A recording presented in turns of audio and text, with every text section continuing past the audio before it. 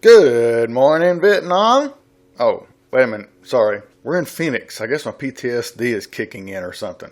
Anyway, greetings out there to all of you, my podcast friends. Today is August 29th, 2019, and we are ready to move on with the audiobook of my book, Hebrews from Flawed to Flawless Fulfilled. We're on lesson 31, on page 249 of my book, if you have the book and been following along in it. And it is on Hebrews chapter 12, verses 1 through 3. There's only one other time in my entire book when I spend an entire study on just 3 verses. This passage here and Hebrews chapter 1, verses 1 through 3. For some reason, those 2 particular sections just seem to really need a lot more time. So, let's get started. Thus far, the Apostle Paul has discussed the superiority of Christ's person, chapter 1, verse 1, through chapter 4, verse 13, the superiority of Christ's priesthood, chapter 4, verse 14, through chapter 7, verse 28, and the superiority of Christ's pact, P-A-C-T, chapter 8, verse 1, through chapter 10, verse 18.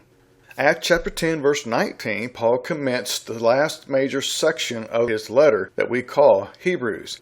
And this section would be called the superiority of Christ's principle. And of course, you can see all of that back on a table of contents or in the outline section of my introduction to my book.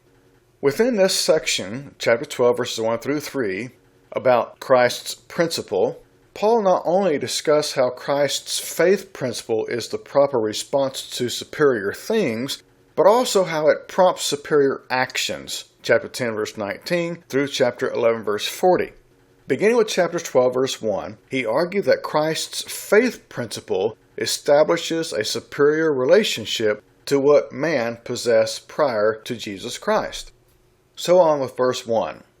Therefore we also, since we are surrounded by so great a cloud of witnesses, let us lay aside every weight and the sin which so easily ensnares us, and let us run with patience the race that is set before us.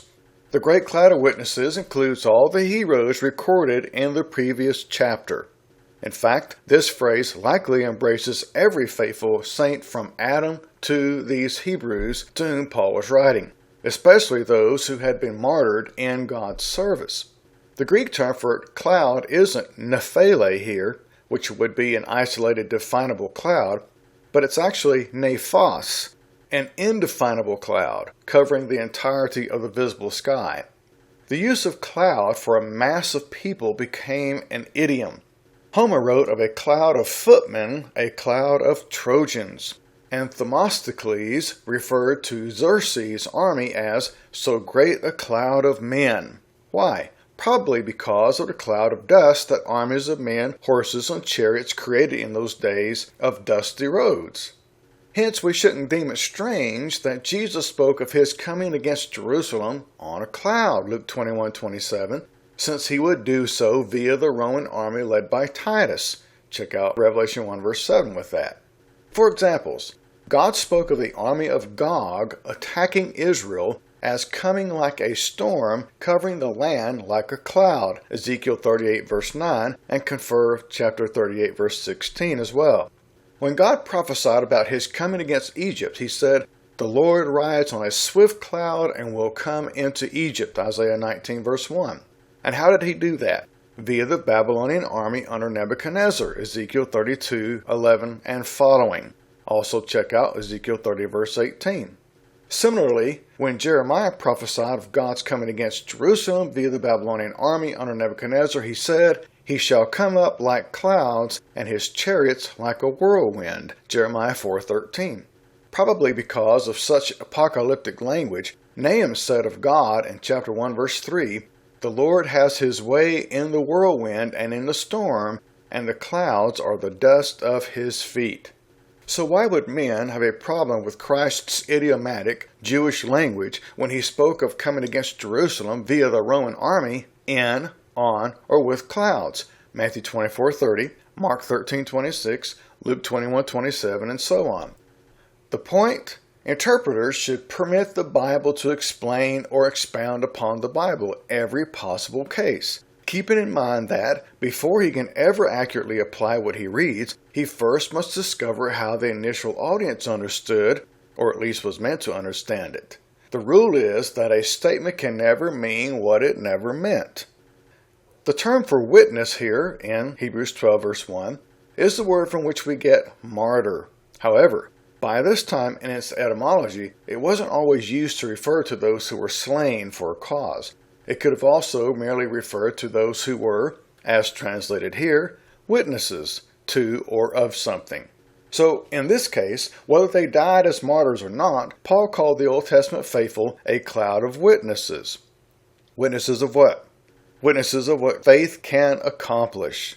In other words, it's unlikely Paul was saying that the dead could literally see these Hebrews. Rather, just as God bore witness to the faithfulness of the saints of chapter 11, they were in turn bearing witness of God's faithfulness to these brethren, thus cheering them on.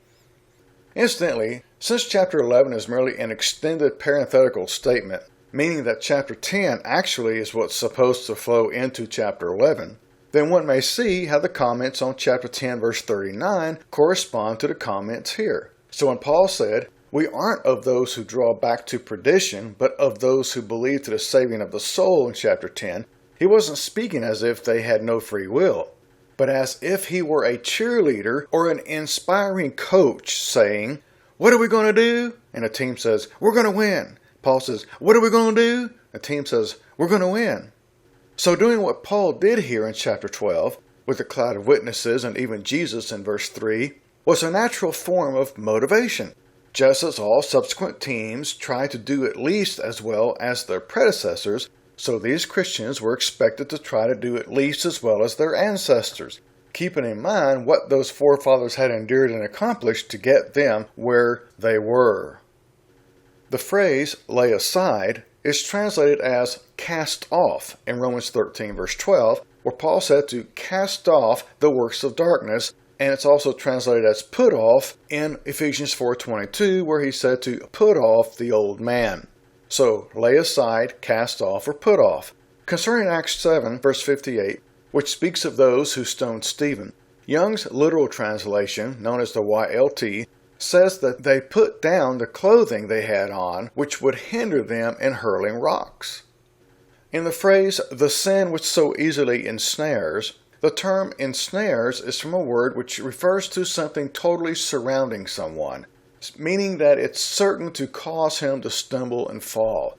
Due to this, and the context of the book in general, the book of Hebrews, Paul was likely referring to the sin of apostasy, turning one's back on God altogether. Not just any sin, but the sin of apostasy of the context here and the rest of the letter. The weight that Paul advised them to put off here in this verse is from a word referring to surplus flesh. You know, fat, kind of like I have. There are two acceptable interpretations concerning what Paul had in mind by his use of this term. It could refer to how going back or continuing to observe various Old Testament ceremonies and such is nothing but a hindrance, since they no longer meant anything. Of the Galatians, Paul asked the question, "But now, after you have known God, or rather are known by God, how is it that you turn again to the weak and beggarly elements to which you desire again to be in bondage? You observe days and months and seasons and years. I am afraid of you, lest I have labored for you in vain." Chapter 4, verses 9 through 11 of Galatians. Or it could refer to how that they needed to seriously consider trimming from their lives anything that was hindering their progress, regardless of how lawful it may have been. This interpretation is reminiscent of how, in his discussion of marrying versus remaining single, Paul wrote to the Corinthian Christians saying, "To the unmarried, it is good for them to remain even as I am," namely single, 1 Corinthians 7 verse 8. Why? Because of the present distress, 1 Corinthians 7 and verse 26. So not only were they to put off or put down their sin of unbelief and doubt, but they were advised to even put off or put down things that weren't necessarily sinful in and of themselves. Things that might be lawful, but things that would still hinder them on their course. So, spiritually speaking, they needed to bulk down and buck up. The phrase, "let us run," is in the present tense. alluding to a day-by-day, lifelong resolve. In other words, they were being told that they couldn't set time limits on their God, such as by saying things like, well, I'll be faithful until such and such a time, but by then things had better be different. Then the term for patience in verse 1 of chapter 12 of Hebrews isn't the term for mere patience, but it's the term for endurance and perseverance. It's that keep on keeping on idea that has been the theme of the whole book, for no one ever won a race by patience. So Paul was telling them to press forward, not allowing anything or anyone to keep them from the goal of redemption. To the Galatian Christians who had and were dealing with similar difficulties, Paul wrote, "You were running the race so well. Who has held you back from following the truth?" That's the New Living Translation of chapter 5, verse 7. Lastly, in verse 1 of Hebrews 12, the word for race, though transliterated it would be agony, would likely be better translated as course, C-O-U-R-S-E. After all, it was something before them. Paul said, the course before them. It would have to be run in agony, as Paul himself referred to in Acts 14 verse 22. So although agony would be included, I think the word course is better for the translation in this verse. Okay, verse 2. Looking to Jesus, the author and finisher of our faith, who, for the joy that was set before him, endured the cross, despising the shame, and has sat down at the right hand of the throne of God. After confronting them at length with their faithful ancestors, Paul then turned to confront them with their Messiah, Jesus, which of course means Savior, Matthew 1:21. The word for looking here means to turn one's eyes or mind from one thing and fix them on another thing. And this was appropriate here because if a runner took his eyes off his path, his course, even momentarily, he'd lose speed or stumble and fall. He had to have total concentration on his task at hand. Check out Peter when he was walking on water. Then he took his eyes off Jesus in Matthew 14. Likewise, spiritually speaking, these Hebrews had to keep their minds off any weights or sins which would slow them down or cause them to stumble and fall. And what or who was their goal? Jesus. He was their goal. Their groom, soon-to-be husband, because they were the church, the bride of Christ.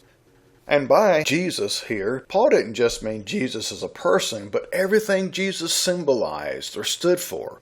In other words, Paul was referring back to the idea of chapter 10, verses 36 and 37, namely Christ's imminent arrival to wrap up the promises with the fullness of the eternal kingdom. The term author here is from a word for leader, same as it is in chapter 2, verse 10. The one in the lead on the course and whose example was to be emulated as in our game, follow the leader.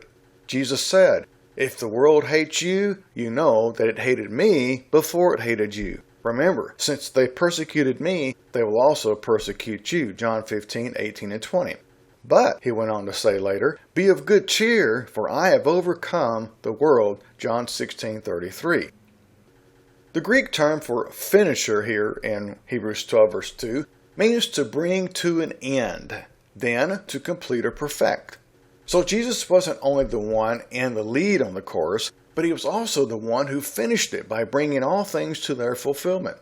In Romans 10 verse 4, this same writer said that Christ is the end, that is, the consummator of the law. In Revelation 22:13, Jesus calls himself the beginning and the end. The phrase, our faith, here in verse 2, shouldn't be translated subjectively as our faith, but objectively as the faith, referring to the religion of God, especially that of the new universal final testament. So while their ancestors were heroes and models of God's religion, Jesus was the author and finisher of it. By the way, there is such a thing as acceptable religion in the sight of God, according to James 1, 26 and 27. The clause, the joy that was set before Jesus, appears to be the prospect of what it would mean to sit down at the right of God, or, as it says here, at the right hand of the throne of God, namely reversing the tragic defeat of Adam and Eve portrayed in the Garden of Eden story in Genesis chapters 2 and 3. In other words, Christ's joy was and is experienced in and by fulfilling his task of bringing many sons to glory, chapter 2, verse 10 of Hebrews. Since the original term translated as for here is from the Greek word anti, A-N-T-I, meaning instead of the Greek word eis, E-I-S, meaning in order to, some believe that Paul wasn't saying that Jesus endured the suffering of the cross in order to obtain future joy, but that he suffered instead of retaining past joy, the joy of his pre-incarnate life, Philippians 2, 6-8. However, since anti can also mean for the sake of, as in Hebrews 12, verse 16, and since the phrase set before him is the same as found in verse 1 with reference to a future course or path, and since Paul was clearly correlating the two, then the joy of verse 2 before Christ must also be a reference to something that was in his future, not in his past. Crucifixion was considered a shameful death for at least 3 reasons. Number 1, it was reserved for the worst of criminals. Number 2, the victim was crucified naked. And number 3, the victim was considered accursed of God, Deuteronomy 21:23 and Galatians 3:13. All this is why Paul said that Jesus was obedient, not just to death, but even to the death of a cross, Philippians 2, verse 8. The word for despising in verse 2 means not being concerned about. Thus, if Jesus endured the cross, as this verse says, the cross of shame for these Hebrews, surely they should have been willing to endure their trivial in comparison difficulties for him. All right, moving on to verse 3. For consider him who endured such hostility from sinners against himself, lest you become weary and discouraged in your souls. The word for introduces the reason why these brethren were exhorted to look to the author and finisher of the faith. The term consider means to calculate and compare. In other words, they were to calculate the cost of their salvation by adding up all the hostility and opposition that their Messiah suffered, then compare that cost to the price of remaining faithful to him and his cause.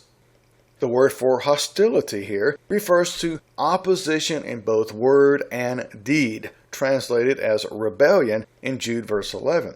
So Jesus experienced hostile rebellion, the likes of which these brethren certainly had not experienced, according to verse 4, and probably never did. When closing his letter to Christians of Galatia who were dealing with similar difficulties, Paul wrote, "Let us not grow weary while doing good, for in due season we shall reap if we don't lose heart," chapter 6, verse 9.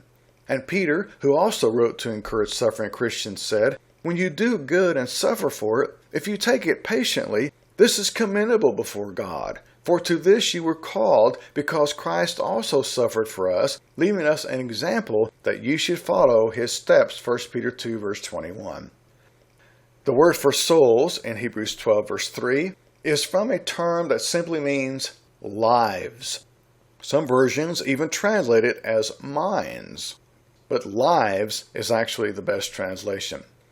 Being weary refers to tiredness here in verse 3, while being discouraged refers to exhaustion, that which results in giving up or quitting. Adam Clarke in his commentary indicated that the original language here is what was used of a contender in a game who, due to weariness and exhaustion, yielded to the opponent. Let's conclude with remarks by Albert Barnes in his commentary on this verse. Speaking of what Jesus endured, he wrote, "The reference is to the Jews of the time of the Savior who opposed his plans, perverted his sayings, and ridiculed his claims. Yet, regardless of their opposition, he persevered in the course which he had marked out and went patiently forward in the execution of his plans. The idea is that they were to pursue the path of duty, letting the world say what it will about it. In doing this, they could not find a better example than the Savior. No opposition of sinners ever turned him from the way which he regarded as right. No ridicule ever caused him to abandon any of his plans. No argument or expression of scorn ever caused him for a moment to deviate from his course." All right, let's end by jumping to page 322, and I'll read to you from my translation of these 3 verses that we just studied. So, since we have engulfing us such an abundant number of witnesses to the power of faith, let us also, who have removed every burden and cause of falling, be running the course before us with endurance, staying focused on Jesus, the inaugurator and consummator of the faith. For the sake of the joy ahead of him, he, unconcerned about its shame, endured death on a stake and has sat down to the right of the throne of God. You should reflect well on this one who suffered such aggression from sinners while among them. This reflection will keep you from becoming exhausted in your very beings to the point of giving up. Alrighty. Thank you once again for being with me today. Thank you for following along as I share with you these installments of an audiobook I'm creating on my book called Hebrews From Flawed to Flawless Fulfilled. Please purchase a copy of this book if you haven't done so already by emailing me at tedenton64@hotmail.com. I'll send you one post-paid for $20. That's about 333 pages, so it's worth $20 for sure. I've seen books half that size that were being priced at $20. So thank you for your time, and I look forward to sharing the next installment with you next week.